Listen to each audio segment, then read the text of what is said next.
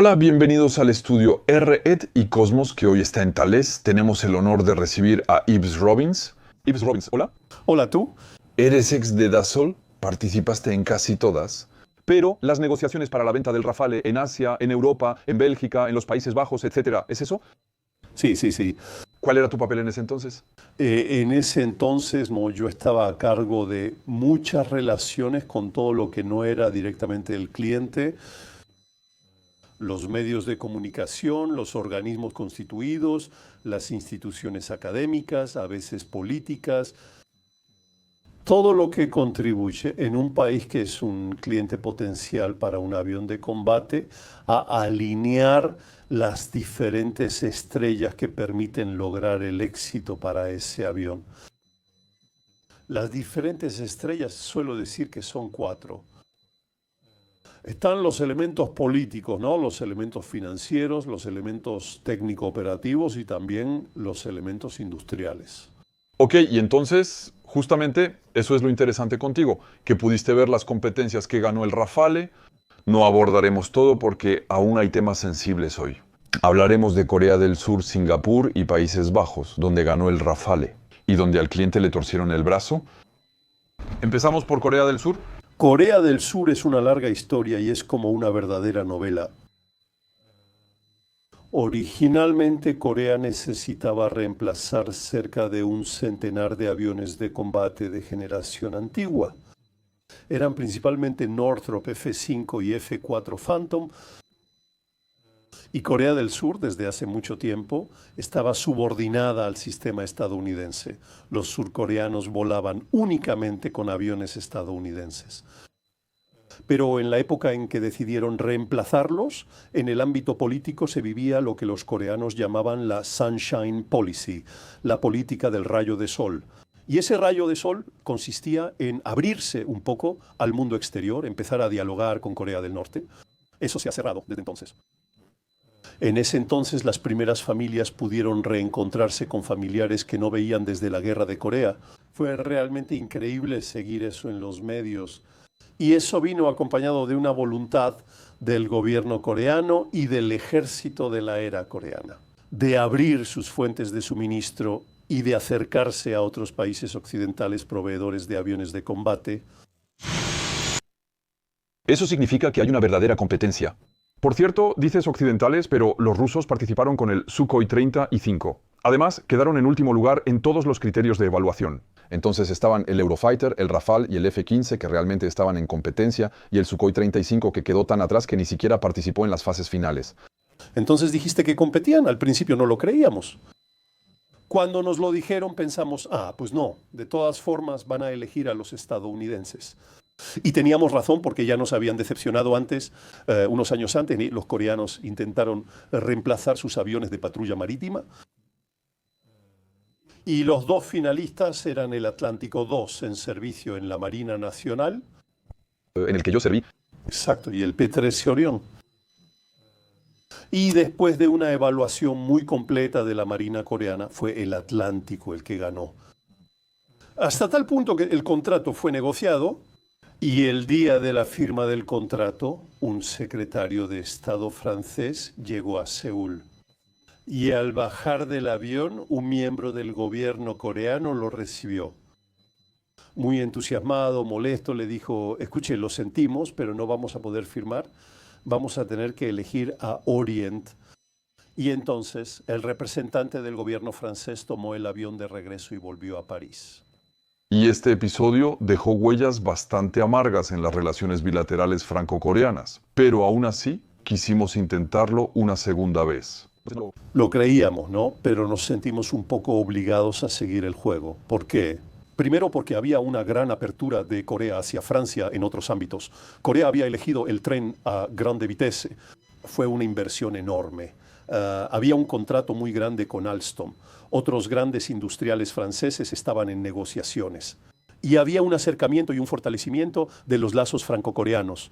Y un fortalecimiento, la negativa clara y categórica de decir no, no queremos participar en su competencia, habría sido mal interpretada. Los coreanos habrían perdido el honor. Y además había otra razón de la que se habla mucho menos.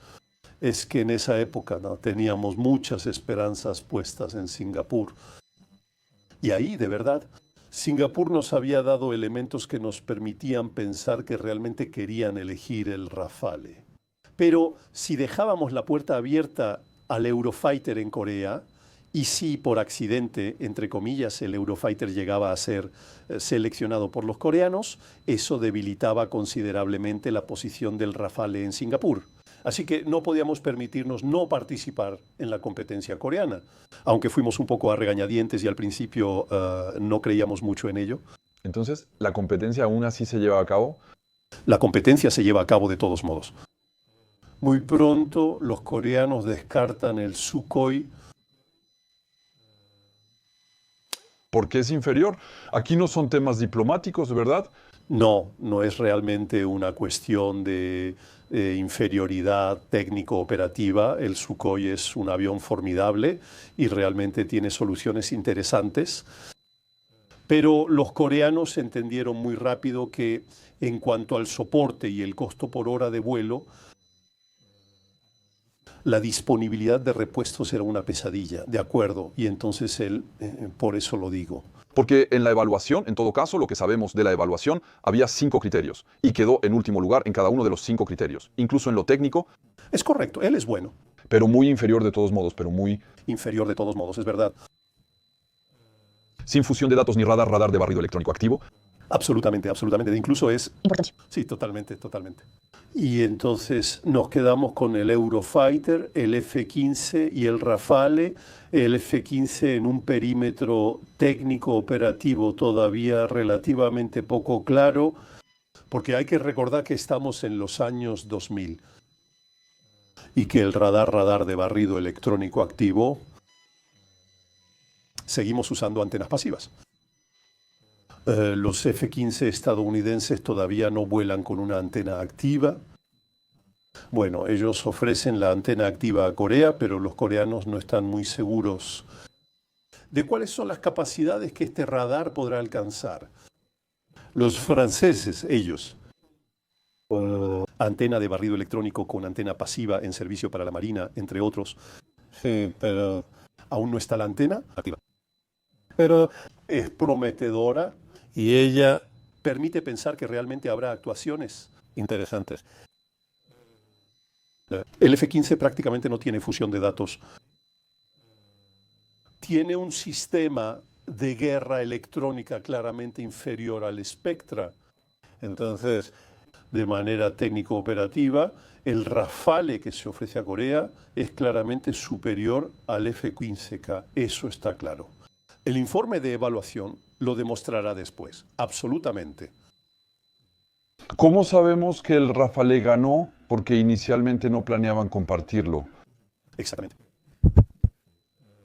Los coreanos procedieron de la manera habitual. Formaron una comisión de evaluación compuesta por miembros de la Fuerza Aérea de Corea. Y luego, además de eso, eso es para el aspecto técnico operativo. Además de eso, la industria francesa se unió, se esforzó mucho para ofrecer a la industria aeronáutica coreana un paquete de investigaciones, desarrollos y producciones que sean realmente atractivos. Hay que tener muy presente que en esa época los coreanos tenían una obsesión, sacar un avión de combate propio, que hoy sería el T-50, ¿verdad? Ok, quizá el pequeño... El pequeño. En ese entonces querían uno grande, pero redujeron sus ambiciones. y La industria francesa propuso iniciar gradualmente a producir elementos del Rafale en Corea, transferir gradualmente tecnologías y luego, poco a poco, con órdenes y pedidos sucesivos, porque los 45 aparatos previstos solo debían ser el comienzo.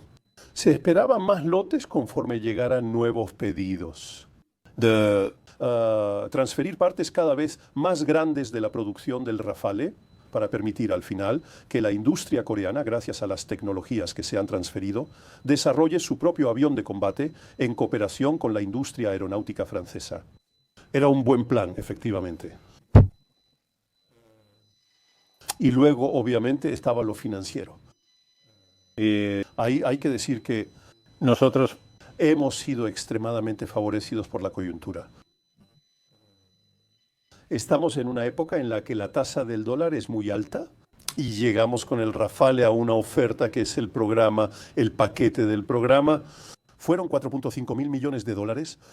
Llegamos a una oferta que es 400 millones de dólares inferior a la del F-15 En lo que respecta a la parte industrial y económica. el informe final de los coreanos muestra que Boeing, en su oferta, ni siquiera cumplía con las condiciones que los coreanos habían establecido. Ellos no alcanzaban el porcentaje requerido, mientras que nosotros lo superábamos ampliamente. Y entonces todos estos elementos hacen que efectivamente el Rafale salió Primero en este informe de evaluación.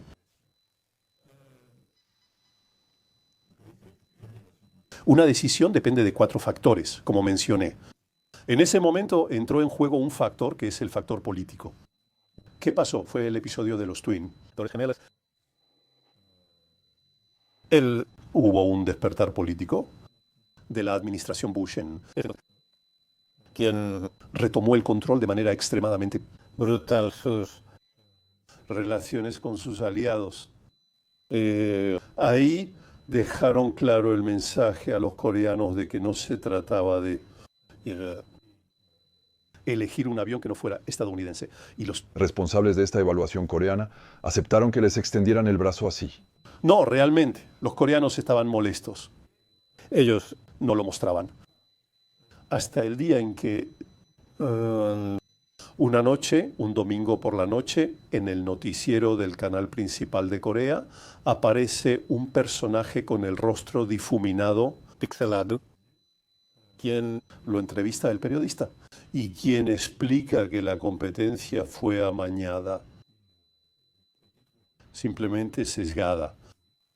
¿Identificas a esta persona? En ese momento no la identificamos. Pero muy rápidamente los servicios oficiales coreanos lo identifican como el comandante, el jefe del equipo de evaluación, la comisión de evaluación. Se llamaba el coronel Cho.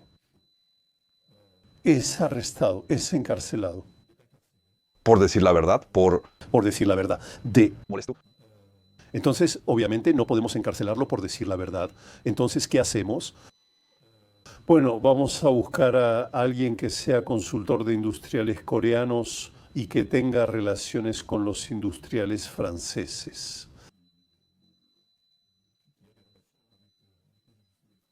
¿Quién era el antiguo jefe, el instructor del coronel Cho cuando estaba en la Academia del Aire de Corea? Era como su padrino. Y quien, según la costumbre coreana, porque eso se hace cada vez durante la fiesta de la cosecha, que es una gran fiesta, una fiesta coreana, se les entrega a las personas queridas un sobre con dinero. Se hacen regalos, pero son regalos en dinero. Es la tradición en Corea. Y le había entregado a su ahijado, el coronel Cho, un sobre en el que había aproximadamente el equivalente a $8,000. Inmediatamente los servicios coreanos lo consideran como un intento de corrupción al coronel, lo cual es completamente ridículo cuando se sabe el heredero de una de las familias más ricas de Corea es propietario de un conglomerado industrial. Así que realmente no necesitaba $8,000. Es grotesco. Ese regalo era una gota de agua. De todos modos, era una excusa. Era absolutamente una excusa. Y entonces, con este intento de soborno, eso permite apartar al coronel Cho. Los servicios de inteligencia de Corea transfieren a los miembros de la comisión de evaluación a unos 40 kilómetros de Seúl, en un cuartel, con la misión de sacar una segunda versión del informe de evaluación que vaya en la dirección correcta, entre comillas, o sea que el F-15 aparezca. Es decir, es una especie de cónclave en la que no tienen derecho a salir hasta que no hayan dado la respuesta que el Estado quería escuchar. Exactamente. Además de eso, hay mucha gente que se indigna, que está escandalizada por la manera en que sucedió, incluida la esposa del coronel Cho, quienes convocan una conferencia de prensa clandestina en un templo protestante de Seúl.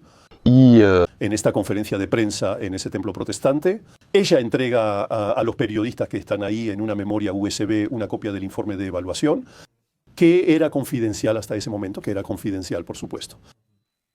La prensa coreana, no todos los periódicos, ya que algunos son cuidadosos con lo que publican, pero otros se ven más independientes. Y algunos de esos periódicos publican extractos de ese informe de evaluación, demostrando claramente que el Rafale quedó en primer lugar en la evaluación. Eso no cambió nada en realidad, ¿verdad? Eso no cambió nada. Vivimos en un clima posterior al 11 de septiembre que es bastante opresivo en Corea. Y finalmente, unas semanas después, el gobierno coreano va a anunciar su decisión de elegir el Baek-in-seo sin cierta oposición por parte de la opinión pública. Es sorprendente ver que la mayoría de los periódicos realizaban encuestas de opinión entre el público coreano, preguntándoles, según usted, ¿cuál es el avión que debe ser elegido? El Rafale siempre aparecía como el número 1. Si es mejor y más barato, es lógico. El día que se anunció la elección del F-15, 15.000 personas se manifestaron frente al Ministerio de Defensa de Corea y la oficina de Boeing en Seúl. Son cosas que sería difícil imaginar en Europa, obviamente. Sí, pero Es una lástima, hay otros países. aún así fue bastante sorprendente. Y ahí las señales son tan evidentes de una competencia sesgada, torcida, que los industriales franceses deciden, a pesar de todo, reaccionar. Había que salvar la cara, había que mostrarles a aquellos de los países en los que se competía en otros lugares, que el Rafale salía con la cabeza en alto de esa competencia. Y ahí los industriales franceses decidieron demandar al gobierno coreano ante la Corte Suprema de Corea. No. Por no haber elegido el Rafale. Porque elegir un avión de combate es una decisión soberana y política de un país, y nadie puede atacarla. Es totalmente legítimo. Pero no haber respetado las reglas de una competencia internacional mientras se aseguraba a los competidores que esas reglas serían respetadas y haciéndoles gastar muchísimo dinero. Porque no hay que engañarse. Una campaña de evaluación para cualquier competidor en ese ámbito es muchísimo dinero. En ese entonces eso debía costar varios millones de euros. Y entonces los industriales franceses le pidieron a la Corte Suprema el reembolso de esa cantidad. Entonces, obviamente, la Corte Suprema estaba bastante incómoda. No podía darle la razón a los industriales franceses en contra del gobierno coreano. Así que en su fallo no dijo que los industriales franceses estuvieran equivocados. Pero dijo que no podía establecer la veracidad de las acusaciones francesas. El Estado Mayor coreano se negaba a darles los documentos del expediente por secreto de defensa y por lo tanto no estaba en condiciones de emitir un fallo. Bueno, ¿una mala experiencia? Mala experiencia, experiencia interesante, pero una experiencia que de todos modos permitió que el Rafale saliera con la cabeza en alto ante el mundo exterior y frente a los países potencialmente clientes. La próxima vez hablaremos de los otros casos. Pero al final, en Singapur ganamos. Los estadounidenses se imponen. En los Países Bajos ganamos. Los estadounidenses se imponen. Lo logrado en Corea del Sur demuestra que somos mejores, pero los estadounidenses siempre manipulan a sus clientes. Claro, muchas veces el Rafale gana, pero los estadounidenses terminan firmando el contrato. De todos modos, veremos que después ganamos muchas competencias en Brasil, en Suiza, en 2008, etc.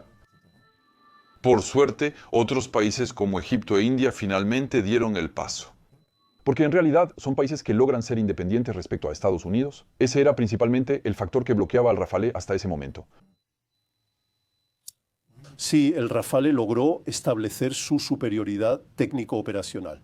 Y luego, nuevamente, desde el lado político, hay muchos países que desean diversificar sus fuentes de abastecimiento. Eso es lo que vemos hoy y lo que siempre hemos visto en la exportación de aviones de combate franceses. Tenemos muchísimos países que o no pueden adquirir aviones estadounidenses o tienen aviones estadounidenses, pero desean diversificar sus fuentes de suministro. Mencionaste Egipto, podemos mencionar Grecia. En el pasado podríamos haber mencionado Pakistán. Podemos mencionar la India, que tiene una fuente de suministro exsoviética y luego francesa. España, por ejemplo, en los años 60, O Marruecos, por cierto, con el... Rafale, Marruecos, sí, pero antes con Mirage F1 y Northrop F5, eso ha sido frecuente en el pasado y sigue siéndolo hoy en día. Indonesia también. Bueno, en realidad solo buenos ejemplos. Yves, gracias. Esperamos que les haya gustado, amigos. Si les gustó este video y les interesa este tema, pronto haremos un video con eso. Hablaremos de los Países Bajos y de Singapur. Esperamos que les haya gustado y nos vemos muy pronto. Gracias, Yves.